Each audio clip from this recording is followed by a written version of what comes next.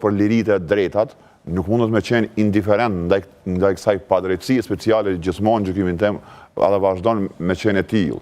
Rama sigurisht që është i lidhur shumë edhe emocionalisht me që raportet e tij me Thaqin edhe me atë kohë si ministër i kulturës e i angazhuar si artist gjatë kohës kur ka ndodhur lufta.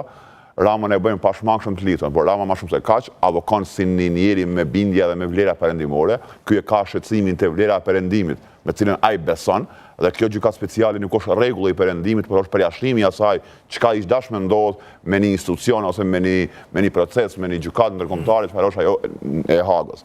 Tani, sa i përket këtyre liderëve tonë këtu, unë personalisht nuk pres, edhe këto e dim, kjo është sekret publik, edhe treshja e madhe që na udhëheq e madhe, për thonë shumë në mënyrë ironike, zoti Kurti, zonja Osmani dhe zoti Basha, janë një treshe e cila i bashkon një qëllim. Nëse kur gjon asnjë ide, asnjë vizion politik, është një treshe që i bashkon një qëllim. Qëllimi është një luftë speciale kundër UÇK-s, ose të paktën kundër krerëve të luftës.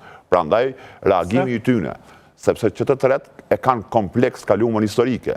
Ne kemi folë shpesh në përstudiet televizive, shumë njerëz që nuk kanë pas as guxim, as tagër me u ballafaqu me luftën e fundit në Kosovë, me kryer një obligim kombëtar, po themi kështu, ato komplekse ndaj të kalumës janë munduar mi konvertu ose mi transformuar në projekte politike. Këto projekte politike që lindin nga komplekset e të vegjëlit, nga komplekset e doptit, ato gjithmonë shndronin në monstra. Na sot i kemi 3 monstra që na udhëheqin në kësi mënyrë, vazhdojnë me kësi narracioni dhe janë komplet indiferent.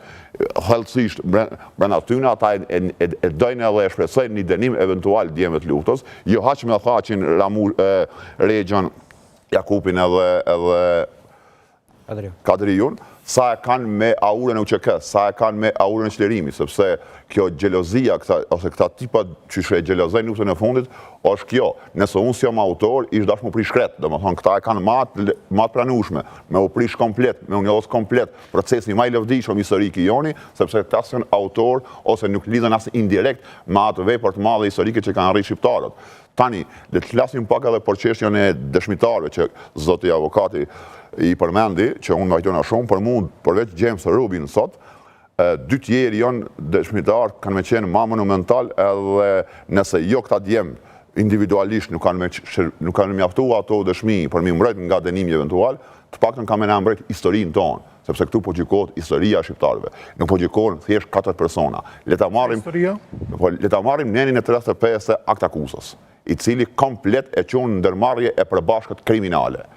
James Rubin sot, edhe dje, tregon që ne nuk kemi qenë aleat të një grupacioni kriminal, të cilët kanë bërë krime kundër njerëzimit, të cilët janë paguar ose kanë funksionuar me pare nga kartelet e drogës, por kanë qenë do djemë që kanë luftuar për idealin e lirisë. Në këtë proces ka pas edhe lëshime sigurisht, sepse ju ka munguar një përvojë paraprake e organizimit ushtarak. Edhe kjo nuk e zbe as pak lavdin UÇK-s. 2 dëshmitarë tjerë që i përmendi avokati, e për mu po ashtu kanë plotësuar tablën edhe kanë pamundsuar të paktën kësaj gjykate, me na gjykuar luftën e fundit, me na njollos luftën e fundit si një luftë ku është zhvilluar krim, e jo një luftë për ideal, është Bernard Kouchner për mu edhe Wesley Clark.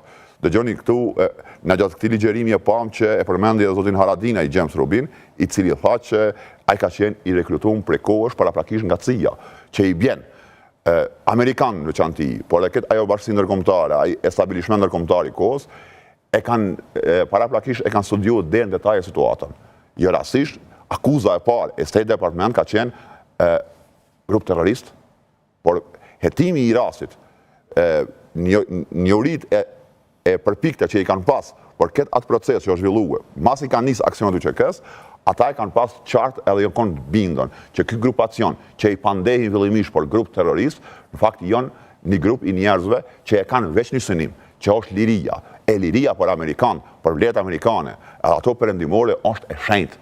Është një aspirat e cila si pasu një parimeve nuk bon kërkuj me ju mohue. Prandaj për mu, më fal edhe pak nëse bon 1 minutë e kom shkurt, edhe Bernard Kouchner, edhe Wesley Clark kanë mi dëshmu 2 sende, sepse subjekti aktakuzës speciale o zgjenue. Nuk është veç gjatë pjesa kohore e luftës, por është e pak mas lufta. Bernard Kouchner ka qenë këtu administratori i parë i Kosovës, ai përfaqësuesi special i sekretarit përgjithshëm. i cili ka me dëshmue mirë e drejt, në mënyrë brillante, po aq sa James Robinson. A shohim njerëz ka të Unë nuk kam dilema, po, që këtu nuk ka pas krime kundër njerëzimit. S'ka pas krime kundër civilëve, po thjesht ka qenë një përpjekje